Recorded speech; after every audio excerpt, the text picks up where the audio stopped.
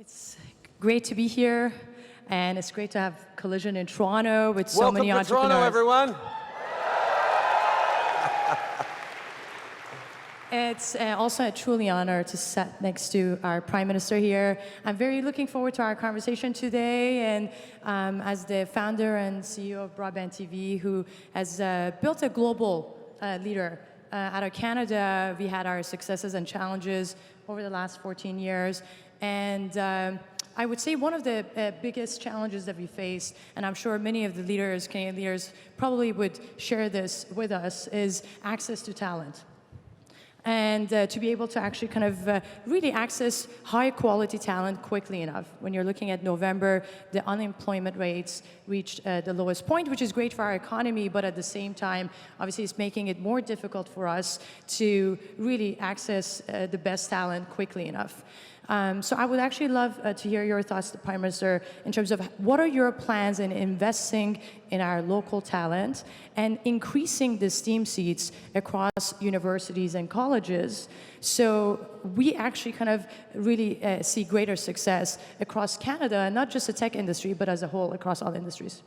Well, there's no question that as the world is changing to being more of a knowledge economy, more tech, more innovative, access to talent is going to be at the core of success for businesses, for economies, for entire countries. And that's why Canada, even though we've been a country that has always had great natural resources, and we will continue to, we've always layered onto them innovation and talent on top of it. But that's really come to a head recently as we've determined that the Canadian advantage is in providing extraordinarily well-educated, hardworking, forward-thinking, creative, ambitious Canadians to be part of the global economy. So access to talent obviously comes from immigration, and it comes from training up and educating Canadians right.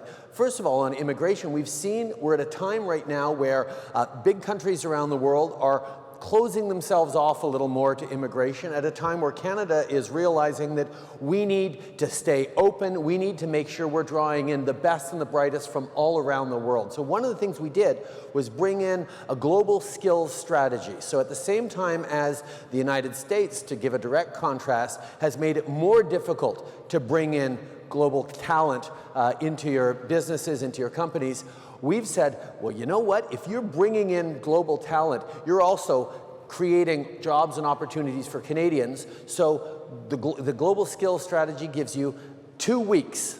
It'll take 2 weeks to bring in top talent from around the world in particular industries. So we know that bringing in great immigration from around the world is a big piece of it.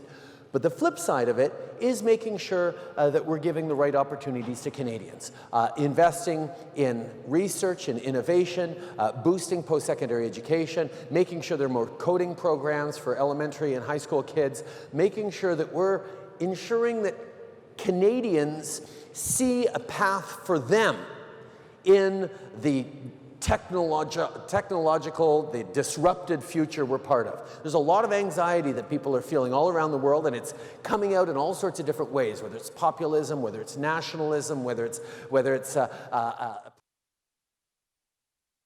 Canada is making sure that there is room for everyone to succeed, everyone to feel like there's a path forward for them and their kids in technology. And that's why we can be investing in AI the way we are. We can be investing in tech the way we are. And it's not a source of anxiety for Canadians because they're being brought along with it. And that's a key part of making sure that there is the talent that global companies need when they want to set up in Canada, where we have an incredible diversity that allows you to plug back in right around the world.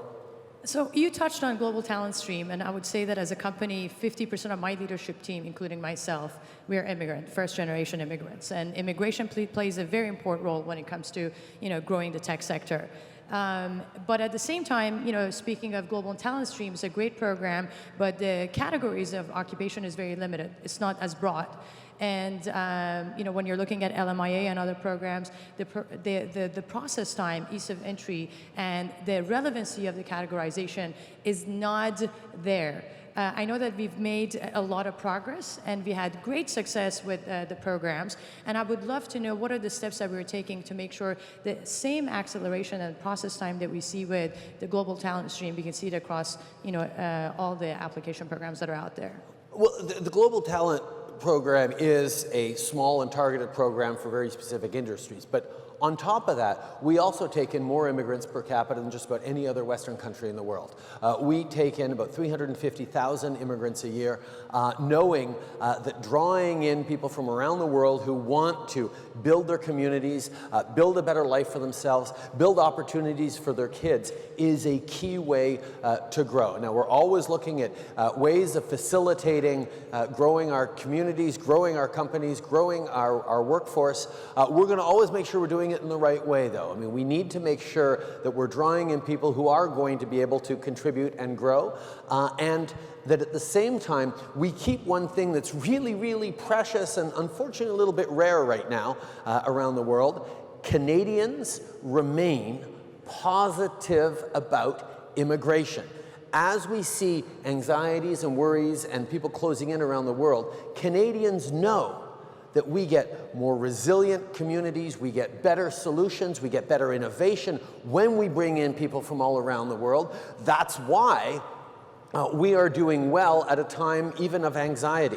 We've seen the Canadian economy flourish over these past years. We've seen Canadians' confidence increase in their own future. We've seen the lowest unemployment in 40 years, as you've pointed out. We've added 1 million jobs to the economy. And the way we've done that is because we've made sure that there is a clear message, that there is room for everyone to succeed, and there are investments that make sure that everyone has a path to success. It's when you start seeing those digital divides of people excluded that we get into troubles as communities and as societies. I think speaking of, that's fantastic. I think speaking of talent, from my experience, talent wants to live in clean, green, and affordable cities. And when you're looking at the tech industry is obviously one of the fastest growing industries, and the demographic within the companies are younger.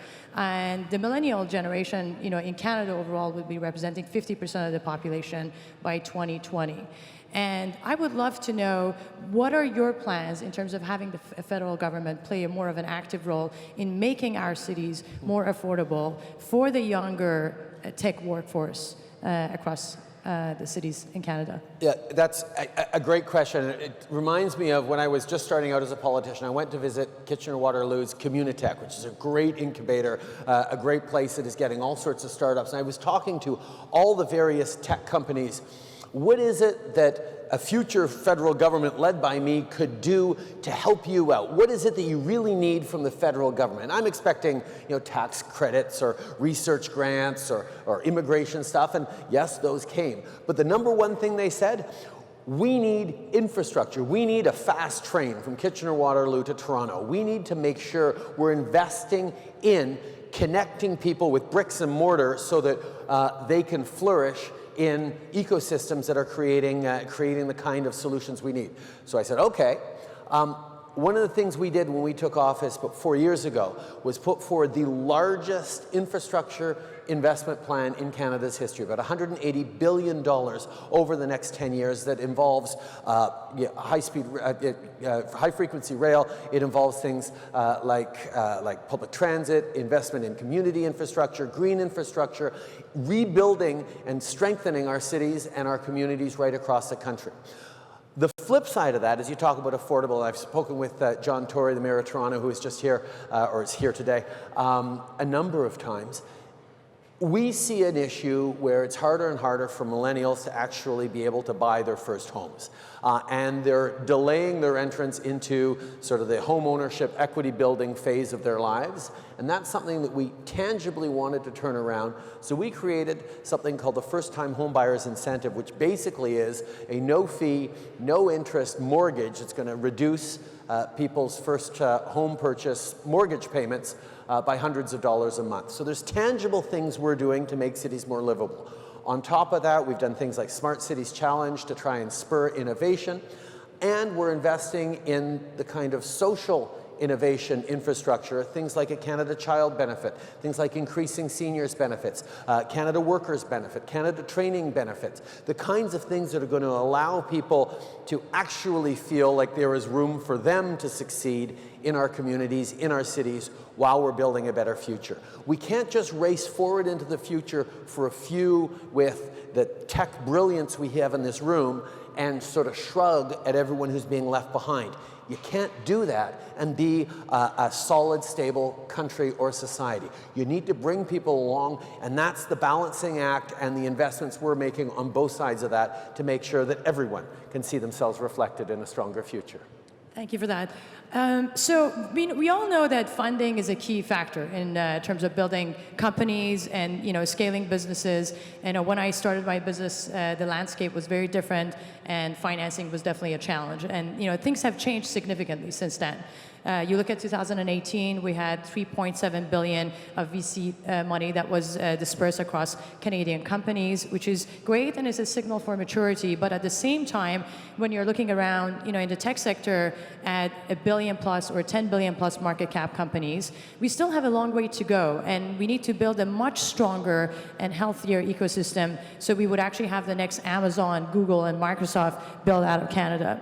And at the same time, the federal government supports many other industries, through grants, other incentives, tax deferrals, tax credits. Knowing that our industry is growing faster, creating more jobs, how can we have the federal government providing similar benefits and advantages to the tech community? The fact is, no government has ever invested as much in the tech sector, in innovation, in research, as this government over the past 4 years, because we know it is an essential path to the future. Whether it's having invested hundreds of millions of dollars in venture capital frameworks, whether it's making sure that we're investing in research and fundamental science, in things like AI. We did about $125 million direct for AI right across the country. We've created superclusters, which are hundreds of millions of dollars.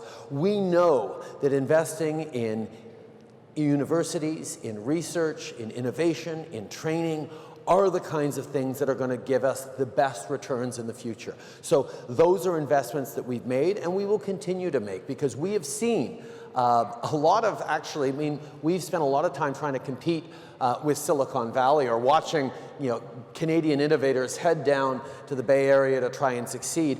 And what we've seen over the past few years is increasingly people are coming back for the quality of life, for the stability, for the access to global talent through our immigration, through the livable cities, through all the different things we're doing.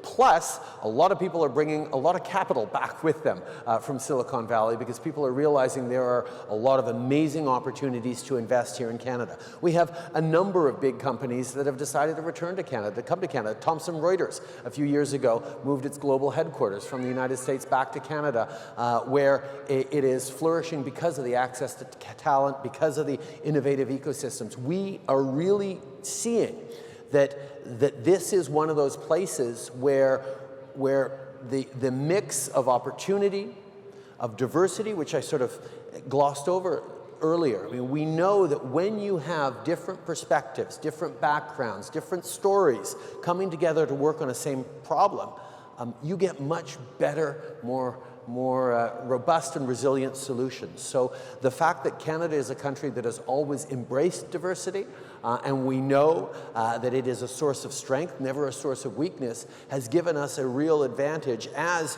we look at that competitive investment environment that more and more people are looking at Canada for. Do you think we're doing as much as what we're doing with the other industries? Like, knowing that, again, some of the staple industries like oil, gas, forestry, mining, they do have access to more subsidies. What does it take for us to actually have the tech sector, getting to a place that would have access to similar scale of benefits? Well, I think every sector is different and has a need for different things. We are phasing out all the extra help we're giving to the oil and gas sector, for example, because we know we got to move towards a lower carbon economy. So every sector will respond to the needs. And what I hear most clearly from the tech sector in the needs are making sure they have access to capital, making sure they have access to talent, and making sure they have access to procurement opportunities. And those are the kinds of things that we're moving forward quickest on. I have no difficulty having confidence in the tech sector's ability to create success, to generate wealth, to create opportunities. We just need to make sure that the infrastructure is there for you to be able to succeed. So we will always support the tech sector as much as it needs to, recognizing that the impacts of the tech sector go through the entire economy, and therefore the benefits need to be felt throughout the economy as well. You touched on the VC community, and part of it, in terms of the programs that are in place from, VCCI, VCAA, $400 million in terms of, collaboration with the VC community. I want to know what are the steps that, you plan on taking in further bolstering the VC community so we can scale the business and going back to building, much larger, 10 billion market cap businesses. I think we've recognized that one of the really big challenges in Canada is getting from that, $10 million to $100 million size of company. I mean, there's such a tendency now, and not just in Canada but around the world, to reach that, particular moment and then sell out to a much bigger company and retire.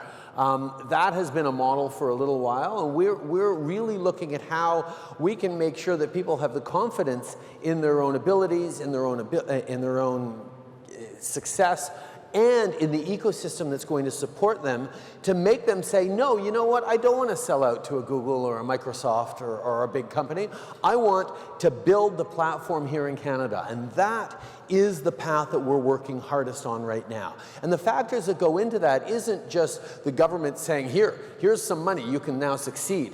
It is actually creating an environment for you to be able to succeed, where you have that access to talent, where you have that access to global markets. I mean, just in terms of trade, Canada is now the only G7 country with a free trade deal with every other G7 country. We have preferred access to 2/3 of the global GDP right from Canada. Obviously, access down south with the renewed NAFTA that we're in the process of moving forward on, access to Europe with the CETA, the Canada-Europe Free Trade Agreement, and then access to Asia with the CPTPP, and it's continuing to grow. We're going to continue to make sure that Canadian companies have privileged access to the world's markets in a very positive way, because that kind of trade ends up flourishing, benefiting all Canadians. And that's the argument that we've been making, and we've been seeing it happen as our economy is growing faster than many other countries. We have one of the lowest debt to GDP ratios, stable legal system, stable banking system, the kinds of things that people are looking for in a world of uncertainty. Canada is providing and continuing to build on. So speaking of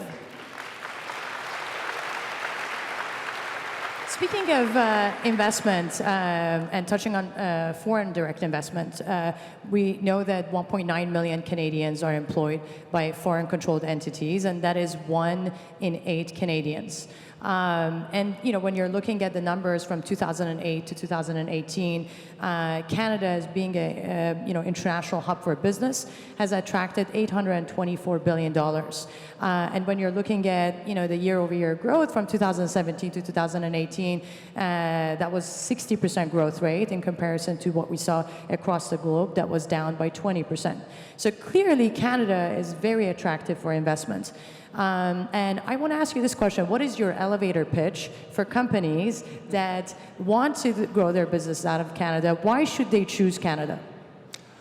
Access to global markets through our free trade deals, access to incredible talent through our great education system and our immigration system, strong, resilient communities that embrace within them the diversity of the entire world, that understands how to be part of global markets, global supply chains, a quality of life that is based on being there for our neighbors and leaning on each other. Something about the winters here makes us understand we have to lean on each other to make it through them.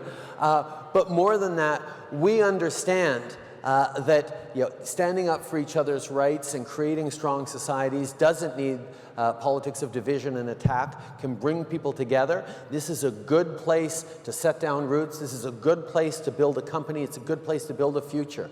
We've got socioeconomic, fiscal, banking, legal stability that is world-class.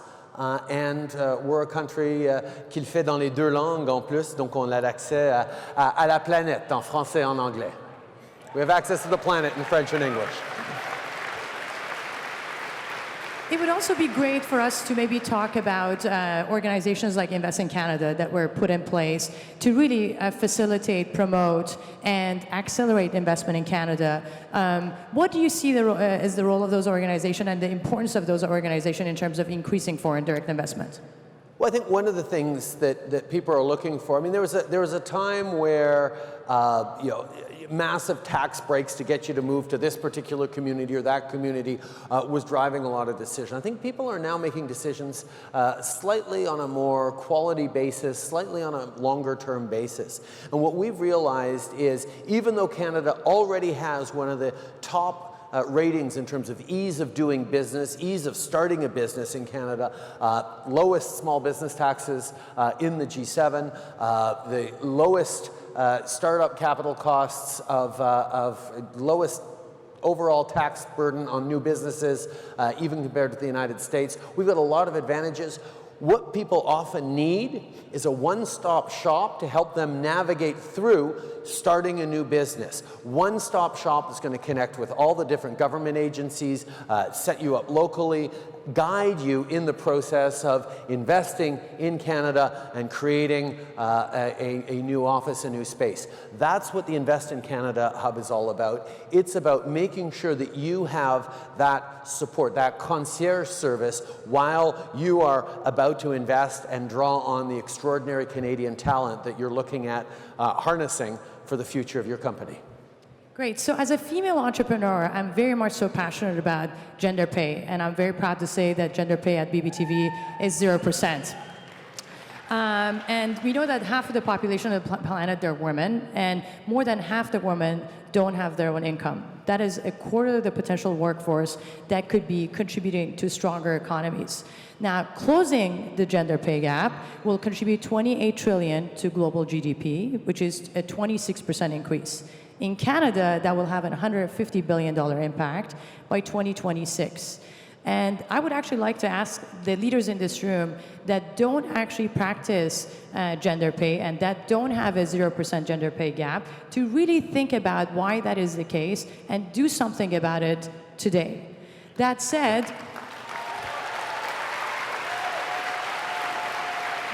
you are a thought leader, you're a global leader on this issue. Canada is a global leader on this issue, but it seems that it's taking too long for us to really experience significant improvements.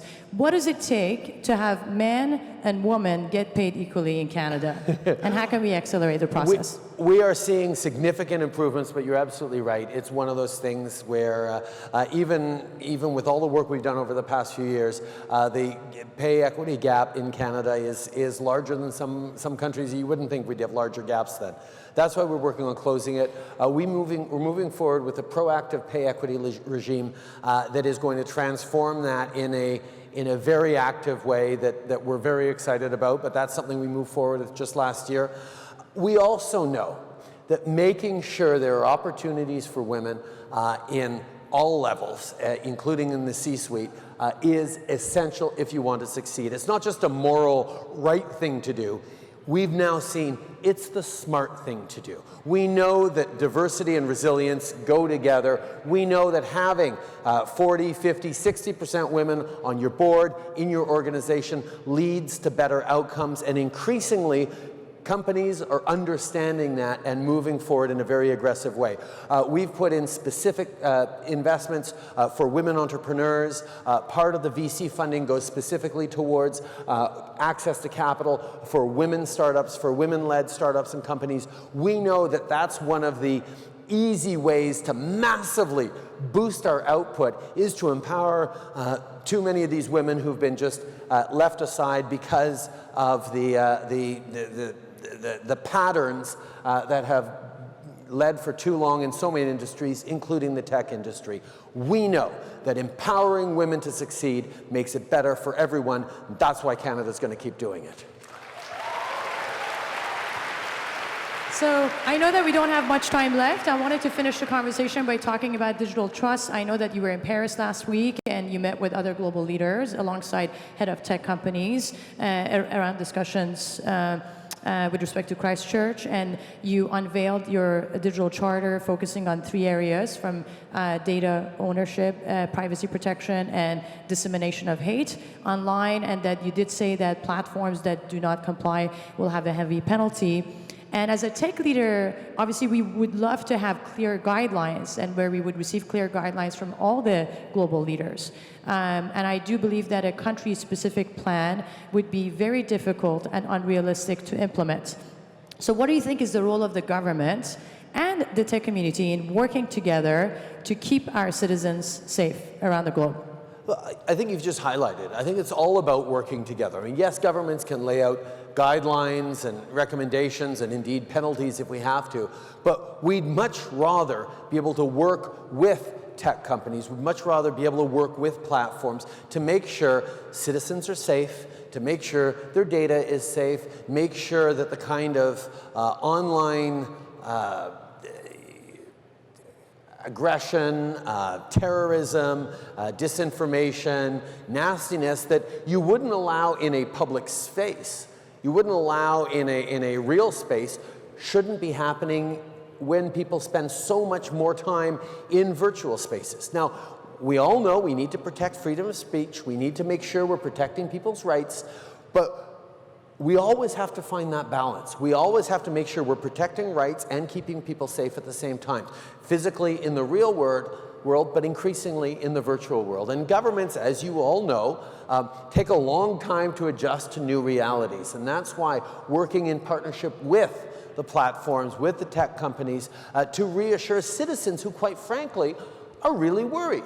People know that they have a tremendous amount of data that's vulnerable out there. People know that their kids are exposed to God knows what on the internet. They need to know that they have partners out there in governments, sure, but also within the platforms and the tech companies as well, that are thinking about how we create a safe and flourishing and growing society. We need to leave room for innovation. We need to leave room for challenging disruptions. But we have to make sure at the same time that we're keeping people safe. And the only way we're going to do that is by having frank and open conversations with the big platforms, with the tech companies, with all of you about how we're going to ensure that the way we move forward into this brave new world of technology and solutions is a way that keeps people safe as we move forward. I'm excited about having these conversations. I've launched some great conversations with a number of big tech leaders, and I know that all of us want to be part of building a better future. That's why we're here. We just have to think about all the different aspects of that better future, and that's something that Canada is going to lead in as well. So we just ran out of time, but I wanted to see if you have any additional thoughts or comments. We covered a range of topics, and it's been great to hear your thoughts on all these topics. Do you think we left anything out? I'm just really excited to welcome you all to Toronto, to Canada, tell you you're going to have a great few days. I challenge you to think big, to challenge each other, but also think about the kind of communities and the kind of world that you're going to be building with the technologies that you're leading. And as you do that, as you lead your way forward, as you create tremendous success for you and your companies, try and think about how you're making sure to bring along the rest of society with you. Because if we don't succeed together, we're all going to fail separately. Thank you so much, Prime Minister. That was great.